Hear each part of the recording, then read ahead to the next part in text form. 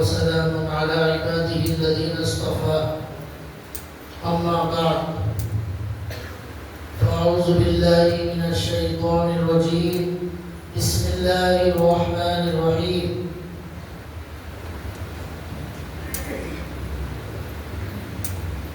إنما وليكم الله ورسوله والذين آمنوا الذين يقيمون الصلاة ويؤتون الزكاة وهم راكعون رب اشرح لي صدري ويسر لي أمري واحلل عقدة من لساني يفقهوا قولي سبحانك لا علم لنا إلا ما علمتنا إنك أنت العليم الحكيم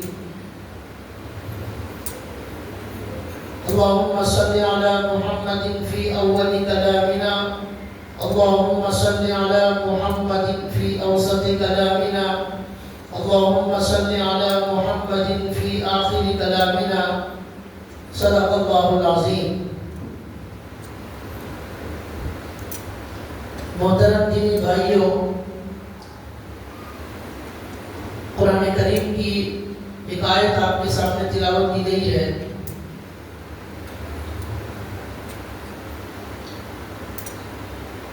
آپ کے سامنے یہ آج بتانا ہے کہ اللہ اور اللہ کے رسول کی نظر میں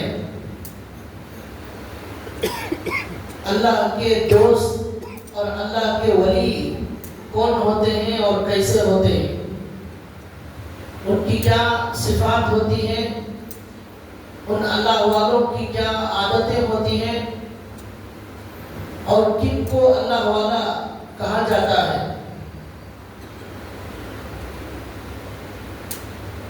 قرآن کریم نے ہر چیز کا جواب ہمیں دیا ہے.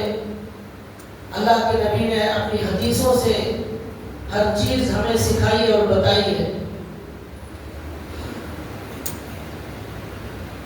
قرآن کریم میں ایک جگہ اللہ تعالیٰ نے فرمایا قُلْ إِن كُنتُمْ تُحِبُّونَ اللَّهَ فَاتَّبِعُونِي يُحْبِبْكُمُ اللَّهُ وَيَغْفِرْ لَكُمْ ذُنُوبَكُمْ وَاللَّهُ غَفُورٌ رَحِيمٌ. اے نبی، آپ لوگوں کو بتا دیجئے کہ اگر تم اللہ سے محبت کرنا چاہتے ہو فَاتَّبِعُونِي، تو آپ صلی اللہ علیہ وسلم کی اتباع کرو، آپ صلی اللہ علیہ وسلم کی اطاعت اور فرما برداری کرو. یحببکم اللہ، حضور پاک صلی اللہ علیہ وسلم کی اتباع کرنے کی وجہ سے اللہ کہتے ہیں کہ اللہ تعالیٰ خود بندے سے محبت کریں گے. بندہ اللہ سے محبت کرنا چاہتا ہے تو اللہ کہتے ہیں کہ صرف ایک کام کرو، ہمارے نبی صلی اللہ علیہ وسلم کی اتباع کرو، ان کی سنتوں پر چلو. یحببکم اللہ، اللہ خود بندے سے محبت کریں گے اور اللہ تعالیٰ تمہارے گناہوں کو بھی معاف کریں گے. تو اس سے معلوم ہوا کہ اللہ تعالیٰ خود بندے سے کب محبت کرتے ہیں؟ جب بندہ سنتوں کی زندگی شروع کرتا ہے، ہمارے نبی صلی اللہ علیہ وسلم کی اطاعت اور فرما برداری شروع کرتا ہے. اور جس سے اللہ محبت کرتے ہیں وہی اولیاء اللہ ہوتے ہیں، وہی اللہ کا ولی ہوتا ہے. جو جتنا زیادہ سنت پر چلے گا، جتنا زیادہ اللہ اور اللہ کے رسول کی محبت ہمارے دل میں ہوگی تو ہم اتنا زیادہ اللہ کے قریب ہوتے چلے جائیں گے. اور وہی اولیاء اللہ ہوتے ہیں. اس کے علاوہ جو گناہوں کی زندگی گزارنے والے ہیں، سنت کو چھوڑ کر بدعت کی زندگی گزارنے والے ہیں اور آنکھوں کے گناہوں میں مبتلا ہیں، زبان کے گناہوں میں مبتلا ہیں، جھوٹ میں مبتلا ہیں، غیبت اور حسد جیسی بیماریوں میں مبتلا ہیں، اللہ کو ناراض کرنے والی زندگی میں مبتلا ہیں، وہ کبھی اللہ کا دوست اور اللہ کا ولی بن نہیں سکتا. قرآن کریم میں اللہ نے فرمایا الذین آمنوا وکانوا یتقون، اللہ والے وہ ہوتے ہیں جو اللہ پر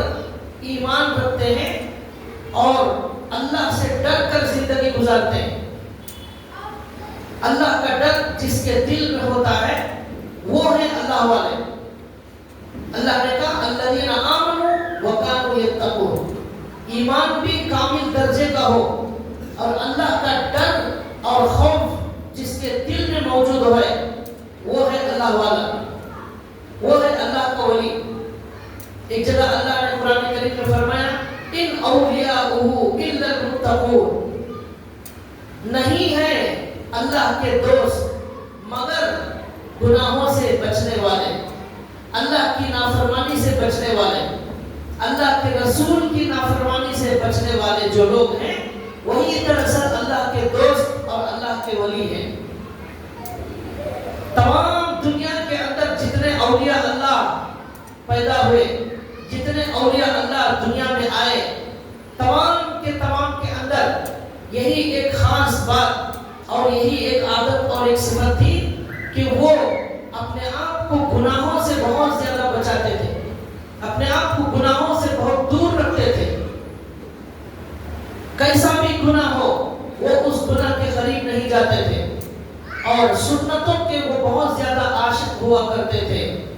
تو یہ اللہ نے قرآن کریم میں فرمایا کہ اللہ کا دوست وہ ہے جو اللہ اور اللہ کے رسول کی اطاعت کرنے والا ہو اور گناہوں سے بچنے والی زندگی گزارنے والا.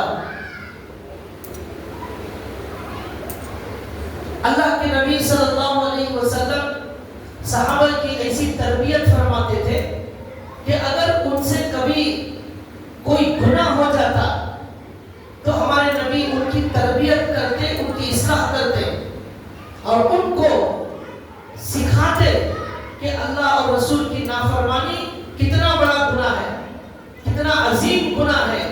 اس طرح صحابہ اکرام کی تربیت ہمارے نبی صلی اللہ علیہ وسلم فرماتے. اسی لیے صحابہ اکرام رضوان اللہ تعالیٰ علیہ مجمعین سب سے بڑے اللہ کے ولی بن گئے. تمام کے تمام اولیاء اللہ کے سردار, تمام اولیاء اللہ میں سب سے بڑے اللہ کے ولی وہ ہیں صحابہ اکرام رضوان اللہ تعالیٰ علیہ مجمعین.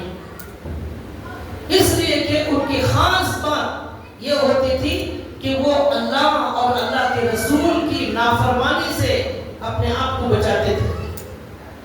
لیکن آج کیا ہو رہا ہے؟ آج عبادت کرنے والے ملیں گے, نماز والے ملیں گے, روزے والے ملیں گے, ذکر والے ملیں گے, عمرے والے ملیں گے, قرآن والے ملیں گے, لیکن گناہوں سے بچنے والے نہیں ملیں گے. گناہ کو بہت معمولی سمجھ لیا. ایک حدیث میں اللہ کے نبی نے فرمایا اتق المحارم تکن اعبد الناس. گناہوں سے بچ جاؤ, سب سے بڑے عبادت گزار بن جاؤ, سب سے بڑے عبادت گزار, سب سے بڑے ولی بن جاؤ گے اگر تم گناہوں سے بچ گئے. اگر گناہوں سے نہیں بچے تو پھر کبھی بھی بندہ اللہ کا ولی اور دوست نہیں بن سکتا. سنتوں پر نہیں چلیں گے کبھی اللہ کا ولی اور دوست نہیں بن سکتا. امام اعظم ابو حنیفہ رحمۃ اللہ علیہ کو کسی نے کہا کہ فلاں جگہ ہمارے قریب میں ایک بزرگ اللہ والے آئے ہیں. امام صاحب نے کہا چلو اللہ والے سے ملاقات کریں گے. شاگردوں کے سامنے جا کر وہ بزرگ اللہ والے کو دیکھا, وہ وضو بنا رہے تھے. امام اعظم ابو حنیفہ دیکھ رہے تھے. کچھ دیر کے بعد امام صاحب بغیر ملاقات کے واپس آنے لگے. شاگردوں نے پوچھا حضرت آپ نے اللہ والے سے ملاقات نہیں کی؟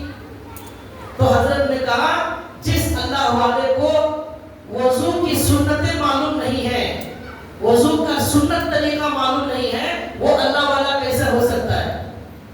ان کا وضو ہی سنت کے برابر نہیں ہے, ان کے وضو کے اندر سنتیں چھوٹ رہی ہیں. ایسا آدمی کیسے اللہ کا ولی ہو سکتا ہے؟ تو اس سے امام صاحب نے یہ سبق سکھایا کہ اللہ والا بننے کے لیے سنت پر چلنا بہت ضروری ہے اور گناہوں سے بچنا ضروری ہے. آج ایسے اللہ والے مارکیٹ میں آ گئے ہیں, نئے ڈیزائن کے اللہ والے. وہ میوزک بھی سنتے ہیں تو بھی اللہ والے, اور ڈانس بھی کر رہے ہیں اللہ والے. مسجدوں کے اندر بھی ڈانس ہو رہا ہے. کچھ اللہ والے جو ہے مسجد میں فٹ بال کھیل رہے ہیں, ایسی ویڈیو آ رہی ہے. یہ سب ڈپلیکیٹ اللہ والے. عجیب و غریب تماشا ہو رہا ہے اللہ والوں کے نام پر. باقاعدہ مسجد میں ایک اللہ والا بیٹھا ہوا ہے اور بہت سارے پگڑی والے اور امامے والے جھبے والے وہ اس اللہ والے کے ساتھ مل کر ناچ رہے ہیں اور وہ اللہ کی محبت میں پاگل ہو رہے ہیں. عجیب و غریب تماشا ہو رہا ہے. میوزک مسجد کے اندر بج رہا ہے. تو یہ گناہوں کے ساتھ، یہ ڈانس کے ساتھ، یہ جو ہے اللہ کے رسول کی نافرمانی کے ساتھ، اللہ کے نافرمانی کے ساتھ قیامت تک کوئی بھی آدمی کبھی اللہ والا نہیں ہو سکتا. اللہ والا ہونے کے لیے یہ ضروری ہے کہ اس کی زندگی میں 100% اللہ اور رسول کی اطاعت اور فرما برداری آ جائے. ایک گناہ بھی اگر ہو جاتا، ہمارے نبی صلی اللہ علیہ وسلم صحابہ اکرام کی تربیت فرماتے تھے اور ان کی اصلاح کرتے تھے، ان کو گناہوں سے بچانے کا کام کرتے تھے. ہمارے نبی صلی اللہ علیہ وسلم سنتوں کی طرف ان کو لاتے تھے. تو اللہ نے قرآن میں اولیاء اللہ کی کیا صفت بتائی ہے؟ الذین آمنوا وکانوا یتقون. ایمان اعلیٰ درجے کا، صرف اللہ کو ماننے والے، اور دوسری بات اللہ سے ڈرنے والے، اللہ کی نافرمانی سے اپنے آپ کو بچانے والے. یہ جو لوگ ہیں وہی اللہ والے ہیں. اگر گناہوں سے نہیں بچیں گے کبھی بھی اللہ والے نہیں بن سکتے. اس لیے آج کے زمانے میں یہاں بہت سارے لوگ ڈپلیکیٹ چل رہے ہیں. تو اللہ والوں کو ڈپلیکیٹ اللہ والوں سے ہمیں دھوکے نہیں کھانا چاہیے. ایک واقعہ مجھے یاد آ گیا. حضرت کعب بن مالک رضی اللہ تعالیٰ عنہ اللہ کے نبی کے صحابی ہیں. اس سے میں آپ کو یہ بتانا چاہتا ہوں کہ ایک بھی اگر گناہ ہو جاتا تو ہمارے نبی ان صحابہ کی تربیت کس طرح فرماتے، ان کو گناہوں سے بچانے کے لیے ہمارے نبی ان کی تربیت کیسا کرتے، اور صحابہ اپنے آپ کو کس طرح گناہ سے بچاتے، اور اگر گناہ ہو جاتا کس طرح وہ صحابہ تڑپتے تھے، کس طرح روتے تھے. اس سے معلوم ہوتا ہے کہ گناہوں سے بچنے والا، گناہوں پر رونے والا، یہ ہے دراصل اللہ والا. کعب بن مالک رضی اللہ تعالیٰ عنہ بخاری شریف کے اندر لمبی حدیث موجود ہے. اپنا واقعہ خود بیان کرتے ہیں. کیا بیان کرتے ہیں کہ ایک مرتبہ ہمارے نبی صلی اللہ علیہ وسلم نے یہ اعلان فرما دیا مدینے میں کہ اللہ کے نبی ایک سفر پر جانے والے ہیں. وہ سفر ہے غزوہ تبوک کا سفر. اس سفر میں ہمارے نبی نے اعلان کیا تمام کے تمام صحابہ کو نکلنا ضروری ہے. کوئی بھی مدینے میں نہیں رہ سکتے. صرف اللہ کے نبی جسے اجازت دے وہی رہ سکتے ہیں، بقیہ سب کو نکلنا ضروری ہے. تمام کے تمام صحابہ تیاری کرنے لگے. بہت سخت گرمی کا وہ دن تھے اور پھل پکنے کا وقت تھا. پھل پکنے کا وقت مطلب وہ کسان جب کاٹتے ہیں پھل پکنے کے بعد وہ وقت تھا، کمانے کا وقت تھا وہ. لیکن ہمارے نبی نے کہا یہ کمانا چھوڑو، سفر میں نکلو اللہ کے نبی کے ساتھ جہاد کے سفر میں. تمام صحابہ اپنا تجارت، اپنا کھیت باغ سب چھوڑ کر بہت سخت گرمی میں اللہ کے نبی صلی اللہ علیہ وسلم کے ساتھ نکل گئے. کعب بن مالک رضی اللہ تعالیٰ عنہ کہتے ہیں کہ میں نے سوچا کہ میرے پاس تو گھوڑا بھی ہے، اونٹ بھی موجود ہے، اس لیے میں کل نکل جاتا ہوں.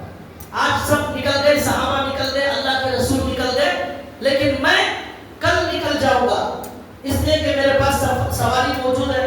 بہت تیز جاؤں گا تو اللہ کے رسول کے پاس پہنچ جاؤں گا. اب اللہ کے نبی اور صحابہ نکل گئے. بہت بڑی تعداد تھی صحابہ کی، 30,000 سے زیادہ صحابہ اس سفر میں ہمارے نبی کے ساتھ تھے. اور ہمارے نبی کی زندگی کا یہ آخری سفر تھا. اس کے بعد ہمارے نبی صلی اللہ علیہ وسلم سفر میں نکلتے ہیں. یہ صحابی کہتے ہیں میں کل نکلوں گا. اب کل آ گیا تو وہ کہتے ہیں کہ جب کل آیا تو میرے اندر اور سستی اور غفلت پیدا ہو گئی. پھر میں نے سوچا کہ ایک دن اور رک جاتا ہوں، میں پرسوں نکل جاؤں. اب 2 دن 3 دن 4 دن 5 دن کرتے کرتے وہ کہتے ہیں کہ میرے اندر غفلت ایسی آئی کہ اب جانا مشکل ہو گیا، اب جانا بیکار ہو گیا، وقت نکل گیا. اب اللہ کے نبی صلی اللہ علیہ وسلم بہت بڑی جماعت کو لے کر نکل گئے.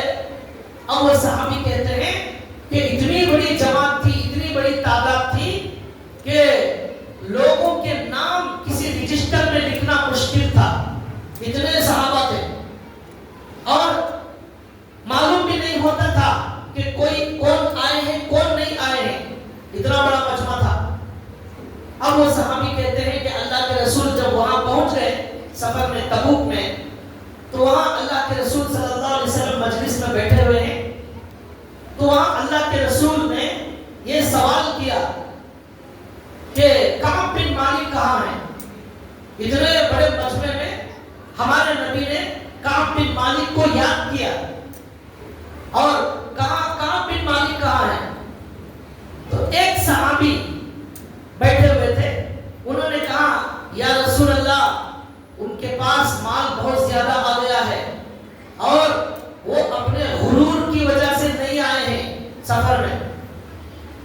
اور ایک صحابی بازو بیٹھے ہوئے تھے، ان کا نام معاذ بن جبل، انہوں نے کہا ان صحابی کو لقمہ دیا اور کہا آپ غلط بول رہے ہیں، اس طرح بدگمانی نہیں کرنا چاہیے، ہو سکتا ہے کوئی عذر ہو، وہ بڑے اچھے اور نیک صحابی ہیں، ہمیں ان کے بارے میں اچھا سوچنا چاہیے. یہ انہوں نے کہا. ہمارے نبی بالکل خاموش، ہمارے نبی نے کچھ نہیں کہا. ان صحابی نے کیا کہا؟ مال کی وجہ سے نہیں آئے ہوں گے، غرور کی وجہ سے نہیں آئے ہوں گے، ایک بدگمانی ان کے بارے میں انہوں نے ظاہر کی. آج کل بھی بدگمانی کا بڑا دور ہے. آپ کو جو ہے 10 تلاش کریں گے تو 100 ملیں گے بدگمانی کرنے والے. ہماری اور آپ کی غیبت کرنے والوں کی بھی کوئی کمی نہیں ہے دنیا میں. 10 تلاش کریں گے 100 ملیں گے آپ کی غیبت کرنے والے، بدگمانی کرنے والے. یہاں وہ صحابی نے اس طرح کیا. ہمارے نبی اس طرح سکھاتے تھے صحابہ کو. وہ صحابی نے لقمہ دیا. ارے تمہیں کیا ضرورت ہے بدگمانی کرنے کی؟ کیوں نہیں آئے؟ ان کو کیا پریشانی ہے؟ تمہیں کیا معلوم ہے؟ ہم تو ان کے بارے میں خیر ہی جانتے ہیں. آج کا دور کیا ہے؟ ہر ایک کی زندگی میں ٹانگ اڑانا، بیچ میں جانا. وہ کیا کر رہا ہے، وہ کیوں کر رہا ہے، وہ کس سے مل رہا ہے، وہ کیا کما رہا ہے، ہر جگہ بیچ میں ٹانگ اڑانے کی جو ہے آج کی حالت ہے. ہمارے بنگلور کے ایک حضرت تھے، حضرت پی ایم والا جاہی، زکریا صاحب والا جاہی رحمت اللہ علیہ، سب جانتے ہیں. وہ ایک لطیفہ سناتے تھے اپنے بیانوں میں. وہ کیا سناتے تھے؟ وہ کیکڑا ہوتا ہے نا، کیکڑا یا کینچوا کچھ ہوتا ہے، تو باہر کسی ملک والے نے بہت سارے کنٹریوں کے وہ کیکڑوں کو آرڈر دیا، کئی کنٹریوں کے کیکڑوں کو آرڈر دیا. تو سب ملک والوں نے باکس میں پیک کر کے الگ الگ کیکڑے یا کینچوے کچھ بولتے ہیں، حضرت یاد نہیں ہے، وہ بھیجے.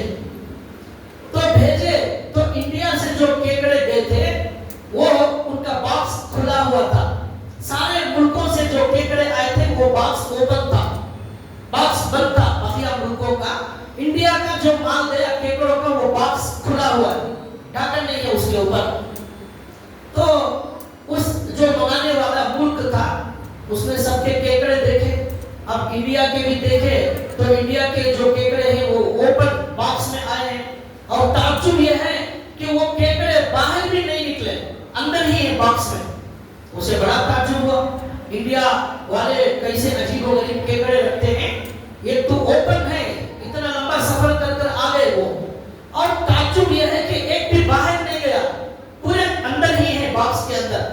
تو اس نے بڑے تعجب سے انڈیا والوں کو جو ہے خط لکھا یا معلوم کیا کہ تمہارے کیکڑوں کی کیا خصوصیت ہے یا کینچووں کی کیا خصوصیت ہے کہ ایک بھی باہر نہیں نکلا اس کے اندر. تو انڈیا والوں نے جواب دیا ہماری انڈیا کی خاص بات یہ ہے، ایک ذرا اوپر اٹھتا ہے تو دوسرا اس کی ٹانگ کھینچتا ہے. تو یہاں ٹانگ کھینچنے والوں کی بہت بڑی تعداد ہے، اس لیے کوئی بھی باہر نہیں جا سکتا. اس لیے سارے کیکڑے وہ کینچوے اندر ہی صاحب اللہ ان کی خبر کو نور سے منور فرمائے، انہوں نے یہ واقعہ بیان کیا. یہ لطیفہ ہے لیکن آج کا دور ایسے ہی ہے. ہر آدمی کو دوسرے کے بارے میں فکر، وہ کیوں ترقی کر رہا ہے، اس کی بلڈنگ کیوں بن گئی، اس کے پاس کار کیوں آ گئی، وہ اچھی جو ہے حالت میں کیوں ہے، وہ زیادہ خرچہ کیوں کر رہا ہے. ہر ایک کی زندگی کے اندر ٹاورا.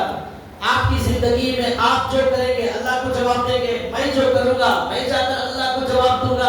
آپ میرے ذمہ دار نہیں، میں آپ کا ذمہ دار نہیں. لیکن ہر ایک اس میں ٹاورا ہے اور کسی کی بھی ترقی انسان کو دیکھی نہیں جا سکتی. تو بہرحال یہ بیچ میں بات یاد آ گئی. تو میں کہہ رہا تھا ہمارے نبی نے کیا سوال کیا، کعب بن مالک کہاں ہے. وہ صحابی نے ذرا بدگمانی کی، دوسرے صحابی نے حکم دیا کہ بھئی بدگمانی مت کرو، کسی کے بارے میں بھی برا مت سوچو، اچھا سوچو. اس پر وہ واقعہ یاد آیا تھا کہ ہمیں بھی کسی کی بھی زندگی میں دخل اندازی نہیں دینا ہے. ہر ایک سے زیادہ ہمیں اپنے آپ کو برا سمجھنا ہے. میں بڑا گنہگار ہوں. ایک اللہ والے کو کسی نے برا بولا تھا تو انہوں نے کہا بھائی مجھے آپ جتنا برا بول رہے ہیں میں اس سے بھی زیادہ گنہگار ہوں. آپ تو میرے 2-3 گناہ جانتے ہیں، میں تو 1000 گناہ کرتا ہوں، آپ کو 2-3 معلوم ہے.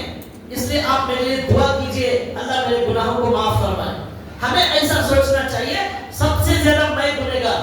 اب آج کیا ہو رہا ہے، ہر آدمی اپنے آپ کو فرشتہ سمجھے گا، وہ 1000 گناہ کرے گا لیکن دوسرے کا ایک گناہ برداشت نہیں ہوتا. ایک غلطی مل جائے اس کی کوشش کریں گے، اسے مرچی لگائیں گے، مسالہ لگائیں گے، انکوائری کریں گے اور کیا کیا ہے اس کے بارے میں معلوم کرو اور اسے پھیلاؤ. ایک بزرگ نے ایک مثال دی، مثال ذرا اچھی نہیں ہے لیکن بات صحیح ہے. بیت الخلاء میں ہم جب جاتے ہیں ہمارے پیخانے اور گندگی کی بدبو ہمیں نہیں آتی. ہم آرام سے بیٹھے رہتے ہیں 5 منٹ 10 منٹ 15 منٹ، اور بیڑی سگریٹ پینے والوں کو تو ڈبل بدبو، وہاں پیشاب پیخانے کی الگ، یہ بیڑی سگریٹ کی الگ، پھر بھی بڑے اطمینان سے بیٹھے رہتے ہیں وہاں پر. کیوں؟ خود کو انسان کو اپنی بدبو نہیں آتی اپنی غلاظت کی، لیکن دوسرے کو تکلیف ہوتی ہے. جو بھی جانے والے ہیں ان کو تکلیف ہو رہی ہے لیکن خود کو نہیں آ رہی ہے. تو بزرگ نے کہا انسان کی حالت ایسی ہے، خود بہت سارے گناہ کرے گا لیکن وہ اپنے آپ کو کبھی حقیر نہیں سمجھے گا، اپنے آپ کو فرشتہ سمجھے گا. لیکن دوسرے کا ایک اگر مل جائے اسے پکڑنا، اچھالنا، اسے بدنام کرنے کی کوشش کرنا، ذلیل کرنے کی کوشش کرنا، یہ ٹانگ کھینچنے کی کوشش کرنا، یہ شیطان نے ایسا جو ہے بنا دیا ہے. اللہ ہم سب کی حفاظت فرمائے.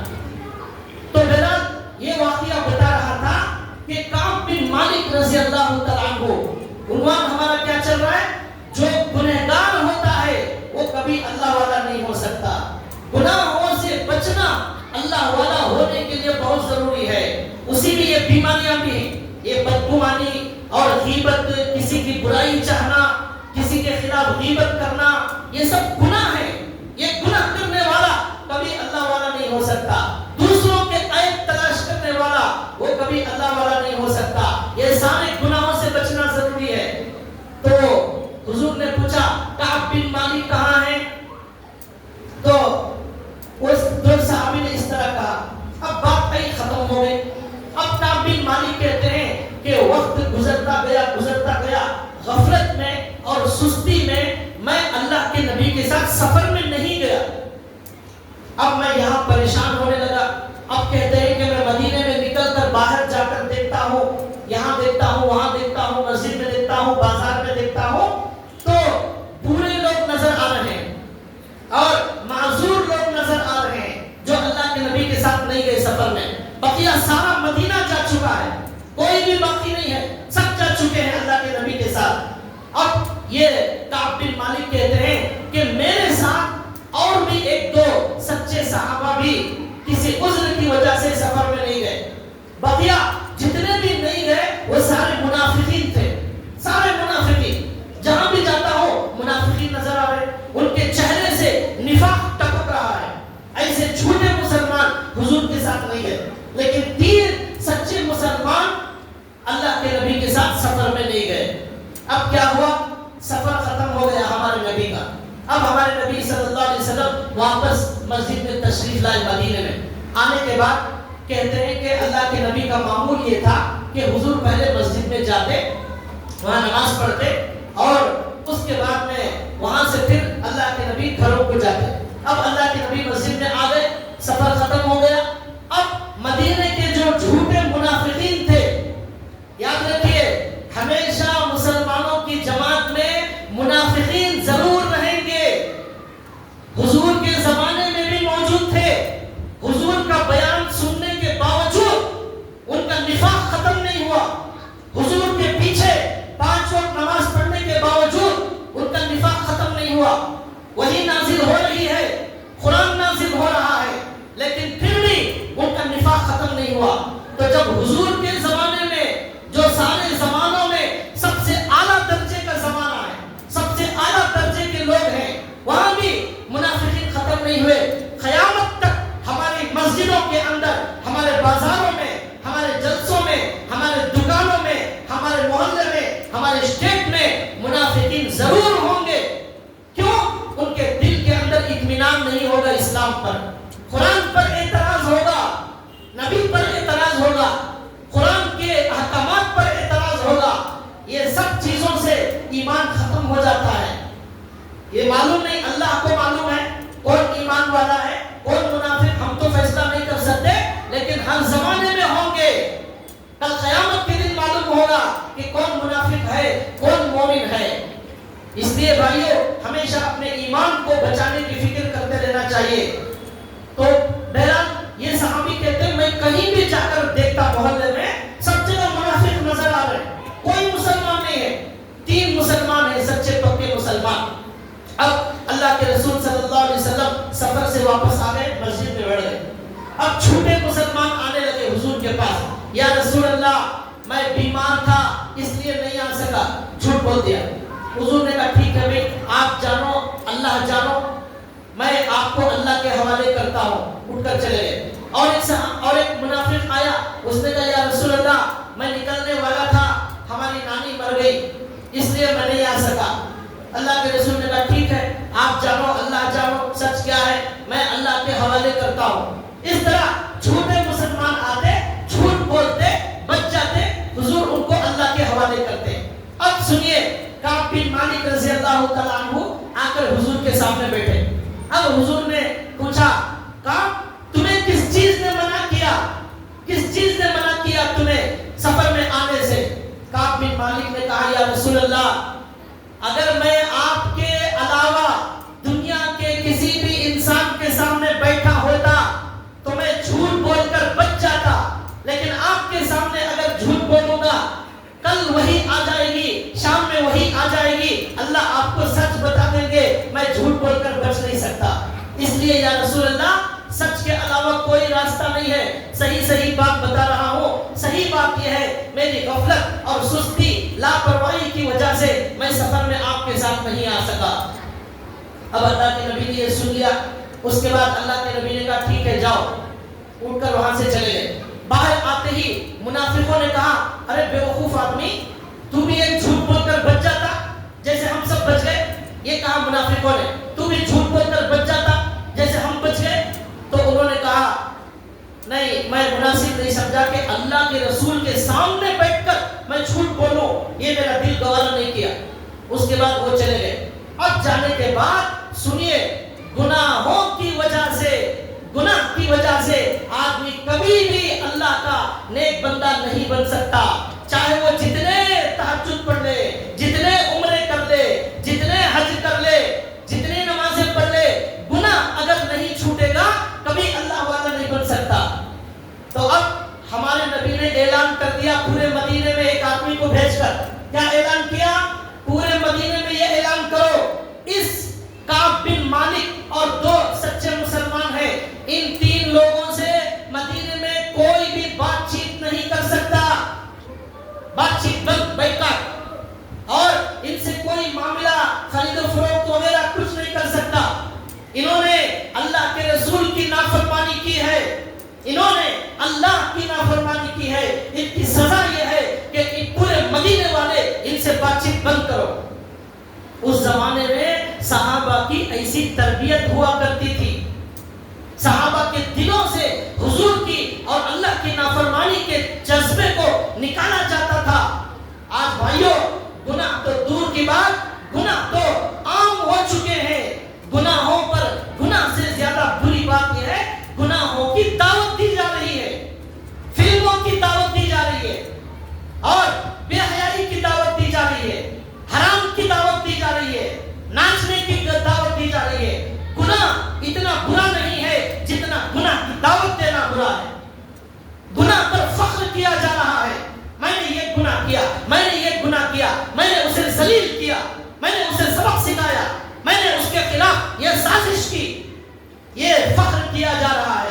یہ گناہ اللہ معاف کر سکتے ہیں، گناہ گار کو توفیق اللہ توبہ کی دے سکتے ہیں، لیکن گناہوں پر فخر کرنے والا، گناہوں کی دعوت دینے والا، گناہ کرنے کے بعد خوشی منانے والا، اسے کبھی اللہ کی توفیق نہیں ملے گی۔ توبہ کی یاد رکھ لیجئے۔ اسی طرح اللہ کے نبی نے حدیث میں فرمایا من عادى لي وليا فقد آذنته بالحرب، جو کسی بھی ایک نیک انسان کو تکلیف پہنچاتا ہے وہ اللہ سے جنگ کر رہا ہے، وہ اللہ سے جنگ کر رہا ہے۔ یہ بدترین گناہ ہے۔ لوگ آج اچھے اچھے لوگوں کی غیبت کرتے ہیں، علماء کی غیبت کرتے ہیں، علماء کے خلاف سازش کرتے ہیں، ان کے خلاف پلاننگ کرتے ہیں۔ ان کا جو بھی مسئلہ ہے ہمیں کیا ضرورت ہے، ہم ان کے خلاف جاتے ہیں اور ان کے خلاف سازشیں کرتے ہیں، غیبت کرتے ہیں، ان کا برا چاہتے ہیں۔ ایسے لوگ اللہ سے جنگ کرنے کے برابر ہیں۔ ان گناہوں سے اپنے آپ کو بچانا چاہیے۔ ہمیں اپنے گناہوں کی فکر کرنا ہے۔ ہم اگر دوسروں کے گناہوں کی فکر کریں گے اس کی وجہ سے اللہ ہمیں کل قیامت کے دن پکڑیں گے اور ہم اللہ کی پکڑ سے بچ نہیں سکتے۔ ہر گنہگار کو اپنے سے زیادہ نیک سمجھو۔ کعب بن مالک رضی اللہ تعالیٰ عنہ کے بارے میں اعلان ہو گیا، پورے مدینے میں کوئی بھی ان سے بات نہیں کر سکتا۔ بھائیو آج ہم رات دن گناہ کرتے ہیں، کل قیامت کے دن ہمارے نبی ہمارے سے بات نہیں کریں گے تو ہمارا کیا ہوگا؟ ایک گناہ ہو گیا ان سے، ہمارے نبی نے پورے مدینے میں اعلان کر دیا کوئی ان سے بات نہیں کر سکتا، کوئی سلام نہیں کر سکتا، کوئی معاملہ نہیں کر سکتا۔ آج ہمارا حال کیا ہے؟ فجر سے لے کر رات تک ہم رات دن گناہوں میں مبتلا ہیں، اور اس فون نے ہمیں برباد کر دیا، اور یہ فون ہمارے گناہوں کا مجموعہ ہے جو 24 گھنٹے ہمارے ساتھ ہوتا ہے۔ بھائیوں بے حیا لڑکیوں کو دیکھنے کو ہم نے آج گناہ نہیں سمجھا۔ کتنا عظیم گناہ ہے، کتنا بڑا گناہ ہے۔ ہمارے نبی نے فرمایا آنکھوں کا گناہ شیطان کے زہریلے تیروں میں سے ایک تیر ہے۔ زہریلا تیر، وہ تیر جب دل پر لگتا ہے ایمان خطرے میں آ جاتا ہے۔ یہ گناہ آج ہمارے سے ہو رہا ہے۔ ایک صحابی نے، وہ صحابی کون؟ بے نمازی صحابی نہیں، تہجد گزار صحابی، 5 وقت نماز پڑھنے والے صحابی، ایک بھی سنت کے خلاف ورزی نہیں کرتے تھے۔ ایسے عظیم صحابی، ایک گناہ ہوا، صرف ایک گناہ۔ ہمارے نبی نے کیا اعلان کیا؟ کوئی بات نہیں کر سکتا مدینے میں بیٹھ کر، پورے گلیوں میں اعلان ہو گیا۔ اب پورے مدینے کے صحابہ نے بات چیت چھوڑ دی، کوئی بات کرنے تیار نہیں۔ جاتے ہیں بازار میں، سلام کرتے ہیں، منہ پھیر لیتا ہے، کوئی سلام کا جواب نہیں دیتا، اور اپنے بھائی کے پاس جاتے ہیں، بھائی بھی بات کرنے تیار نہیں، چچا کے پاس جاتے ہیں، وہ بھی بات کرنے تیار نہیں۔ ان کے چچا تھے کعب بن مالک کے، ان کے پاس گئے اور جا کر کہا چچا جان آپ تو جانتے ہیں میں اللہ اور رسول سے سچی محبت کرتا ہوں۔ وہ خاموش۔ انہوں نے کہا چچا جان آپ سچ بتائیں۔ انہوں نے کہا اللہ اور رسول زیادہ جانتے ہیں، میں نہیں جانتا۔ اتنا آتا ہے بات کرنا، بات چیت انہوں نے بھی نہیں کی۔ اب اس کے بعد وہ کہتے ہیں میں اب حضور کے پاس آیا مسجد میں اور حضور کو دیکھتا ہوں، حضور مجھے دیکھنے تیار نہیں۔ میں حضور کو دیکھتا ہوں، حضور چہرہ پھیر لیتے ہیں۔ میں نماز میں کھڑے ہو کر حضور کو آہستہ کن آنکھوں سے دیکھتا ہوں تو حضور جو ہے نیچے دیکھ رہے ہیں۔ میں نیچے دیکھتا ہوں، حضور مجھے دیکھ رہے ہیں۔ میں نیچے دیکھتا ہوں نماز میں، حضور مجھے دیکھ رہے ہیں۔ میں حضور کو دیکھتا ہوں، حضور ادھر دیکھتے ہیں۔ لیکن حضور بات کرنے تیار نہیں، حضور سلام کا جواب دینے تیار نہیں، کوئی بھی سلام کا جواب دینے تیار نہیں۔ کہتے ہیں کہ اب وہ جو 3 صحابہ تھے وہ کہتے ہیں کہ ہمارا جینا حرام ہو گیا، ہماری نیند حرام ہو گئی، ہماری زمین تنگ ہو گئی، ہم خود اپنے آپ پر بوجھ محسوس ہونے لگے، ہمیں ایسا لگنے لگا کہ ہماری اب موت آ گئی ہے، حضور کے ناراض ہوتے ہوئے ہم دنیا میں زندہ رہ کر کیا کریں گے؟ اللہ کو ناراض کر کے اگر اس حالت میں موت آ جائے جس میں اللہ کا رسول ناراض ہے، ہماری آخرت کا کیا ہوگا؟ خبر میں کیا ہوگا؟ اللہ کے رسول کی ناراضگی کے ساتھ موت آئے گی، ہمارا انجام کیا ہوگا؟ یہ ڈر کر زاروں قطار رونے لگے، تینوں صحابہ رونے لگے، کوئی کام نہیں رونے کے علاوہ، رات دن اللہ سے مانگنا، اے اللہ آپ معاف کر دیجئے، اے اللہ آپ ہمارے نبی کو ہم سے راضی کرا دیجئے، اے اللہ آپ معاف کر دیں گے، آپ کا رسول بھی راضی ہو جائے گا۔ رات دن رونا یہی چلتا رہا۔ اب کیا ہوا؟ 40 دن ہو گئے روتے 40 دن بائیکاٹ بند، بات چیت بند۔ ہم جس طرح آج فونوں میں کھلا گناہ کر رہے ہیں، ہم اگر وہ زمانے میں ہوتے ہمارا کیا حال ہوتا؟ بعض لوگ بولتے ہیں ہمیں صحابہ کے زمانے میں ہونا چاہیے تھا، صحابہ کے زمانے میں ہوتے ہمیں کوئی مسلمان بھی نہیں سمجھتا تھا، ایسے ہم گناہوں میں مبتلا ہیں۔ تو 40 دن گزر گئے روتے بات چیت بائیکاٹ پورے مدینے میں بند۔ 40 دن کے بعد اور ایک اعلان ہمارے نبی کی طرف سے ہوا۔ کیا اعلان ہوا؟ اب ایک اعلان کان کھول کر سن لو سارے مسلمان۔ اعلان ان جو 3 صحابہ تھے ان کو ہمارے نبی نے اعلان بھیجا، کہا تم 3 لوگوں کے لیے نبی کا حکم یہ ہے تم اپنی بیویوں سے الگ ہو جاؤ، تمہاری بیویاں تمہارے ساتھ نہیں رہ سکتی۔ اب ان صحابہ نے کہا 40 دن تک رونے کے بعد ہمارے گناہ معاف نہیں ہوئے، ہمیں اور ایک سزا دی گئی اور ایک امتحان ہو گیا۔ اب وہ صحابی کہتے ہیں کہ ہم نے کہا کیا اللہ کے رسول یہ چاہتے ہیں کہ ہم اپنی بیویوں کو طلاق دے دیں؟ کیا اللہ کے رسول یہ چاہتے ہیں کہ ہم اپنی بیویوں کو طلاق دے دیں؟ تو انہوں نے کہا نہیں، طلاق دینے کا حکم نہیں ہے، صرف الگ رہنے کا حکم ہے۔ تو کعب بن مالک نے اپنی بیوی سے کہا اپنے ماں کے گھر چلے جاؤ، اپنے ماں کے گھر چلے جاؤ، جب اللہ اور رسول میرے سے راضی ہوگا اسی وقت تم میرے گھر آنا۔ ماں بیوی کو بھیج دیا۔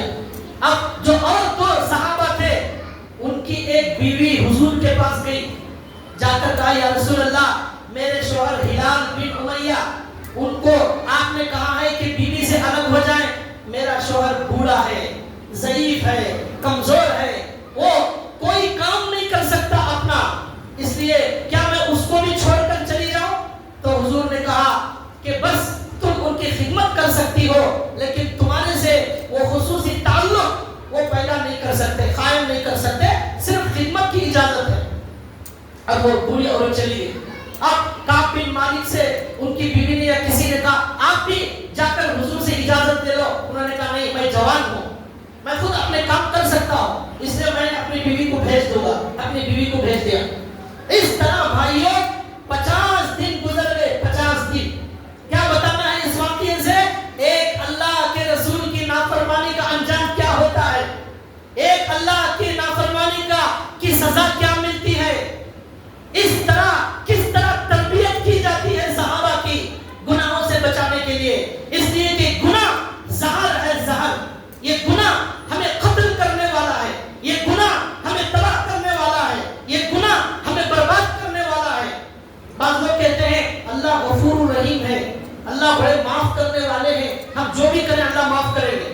حضرت تھانوی نے لکھا زہر کھائیں گے موت آئے گی، آگ میں چلیں گے آگ جلائے گی، تلوار سے کاٹیں گے کٹیں گے، تب بھی اللہ غفور رحیم ہے۔ لیکن زہر اپنا کام ضرور کرے گا، آگ اپنا کام ضرور کرے گی، آگ کے جلانے سے بچ نہیں سکتے، زہر کھائیں گے مریں گے، موت سے بچ نہیں سکتے۔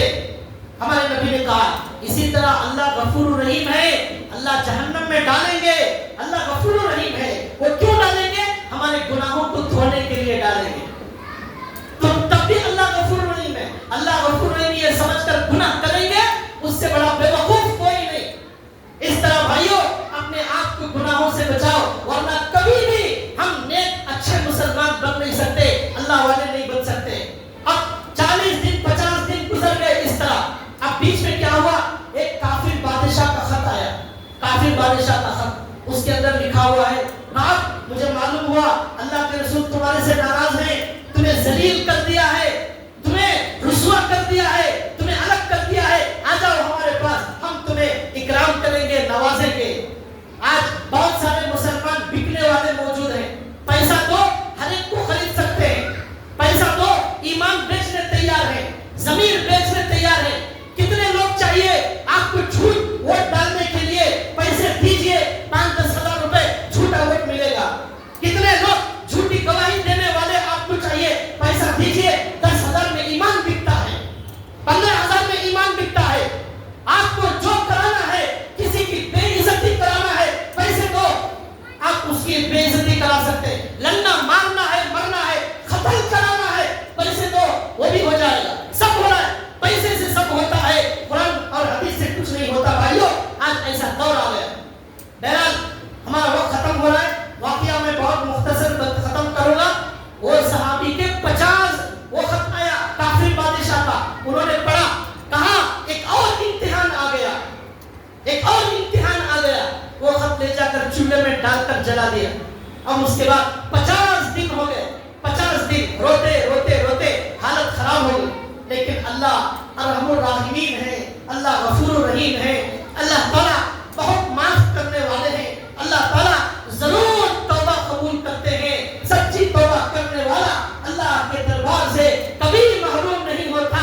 ان 3 لوگوں کی توبہ اللہ نے آسمانوں پر قبول کر لی اور اس اللہ کو ان رونے والوں پر رحم آ گیا. اس اللہ نے رات میں تہجد کے وقت میں قرآن کریم میں آیت نازل فرما دی, وعلى الثلاثة الذين خلفوا حتى إذا ضاقت عليهم الأرض بما رحبت وظنوا أن لا ملجأ من الله إلا إليه ثم تاب عليهم ليتوبوا. آیت نازل ہو گئی. ہمارے نبی نے فجر کے بعد وہ آیت پڑھ کر صحابہ کو سنائی. اللہ نے کیا کہا, وہ 3 لوگ, وعلى الثلاثة الذين خلفوا, وہ 3 میرے پیارے بندے, وہ 3 میرے لاڈلے بندے جنہوں نے ایک غلطی کی وجہ سے ان کی زمین تنگ ہو گئی, ان کا جینا حرام ہو گیا, ان کا کھانا پینا بند ہو گیا, رات دن رونے لگے.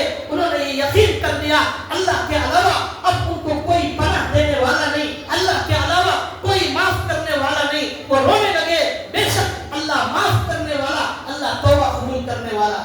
فجر کے بعد یہ آیت نازل ہوئی, ہمارے نبی نے صحابہ کو سنایا. اب صحابہ بھاگتے بھاگتے بھاگتے, جو بات کرنے تیار نہیں, جو سلام کا جواب دینے تیار نہیں, وہ گھوڑے میں بھاگ رہے ہیں کہ میں پہلے جا کر ان کو خوشخبری سناؤں. تمہارے رونے سے, تمہارے تڑپنے سے اللہ کو اتنا رحم آیا, تمہاری تاریخ قیامت تک کے لیے قرآن میں نازل ہو گئی. اب قیامت تک قرآن پڑھنے والا تمہاری توبہ پر رشک کرے گا اور کہے گا واہ کیا کعب بن مالک کی قسمت ہے, اللہ نے جنت کا پروانہ نازل کر دیا. اے نوجوانوں آؤ, اللہ کے دربار میں آج بھی سچے دل سے توبہ کرو, وہی مقام تمہیں بھی ملے گا جو کعب بن مالک کو اللہ نے مقام دیا. قرآن نازل نہیں ہوگا لیکن قیامت کے دن اللہ یہ اعلان سنائیں گے. آج ضرورت اسی بات کی ہے کہ ہم گناہوں سے اپنے آپ کو بچا لیں. اب صحابہ بھاگ رہے, بھاگ بھاگ کر جا کر ان کو گلے لگایا اور ان کی پیشانی کو بوسہ دیا. مبارک ہو, مبارک ہو, مبارک ہو, اللہ نے معاف کر دیا, اللہ نے معاف کر دیا. لائن میں آ رہے لوگ ملنے والے, لائن میں مسافہ کر رہے ہیں, پہلے بات کرنے تیار نہیں. انہوں نے کہا میں پہلے میرے رسول کو جا کر ملاقات کروں گا. بھاگے, بھاگتے بھاگتے حضور کے پاس گئے. اب حضور پہلے بات کرنے تیار نہیں تھے, اب حضور اٹھ کر کھڑے ہو گئے, مسکرا رہے ہیں. حضور کا چہرہ چاند کی طرح چمک رہا ہے. حضور گلے ملے اور کہنے لگے کعب مبارک ہو, تمہاری پوری زندگی میں آج کا دن تمہارے لیے سب سے بڑا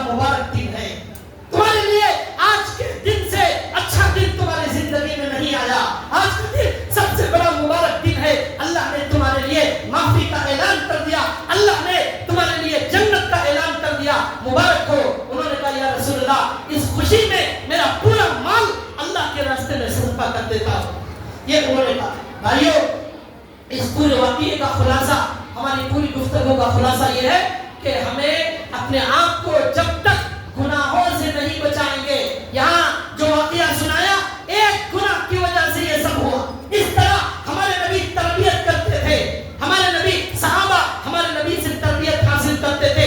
آج ہر آدمی بڑا بن گیا، ہر آدمی مفتی بن گیا، ہر آدمی شیخ الحدیث بن گیا، اپنے وہ کسی کو بڑا بنانے تیار نہیں، کسی سے پوچھنے تیار نہیں، کسی سے سیکھنے تیار نہیں. یہ آج زمانہ آ گیا. بھائیو یہ ایک گناہ ہمیں جہنم میں لے جانے کے لیے کافی ہے. کوئی بھی گناہ ہمیں جہنم میں لے جا سکتا ہے. اس لیے اللہ نے کہا الذین آمنوا وکانوا یتقون. گناہوں سے نہیں بچو گے کبھی بھی مسلمان نہیں بن سکتے. اللہ ہمیں سنی بات پر عمل کی توفیق عطا فرمائے. وآخر دعوانا الحمدللہ رب العالمین. اخیر میں جیسا کہ اعلان کیا جا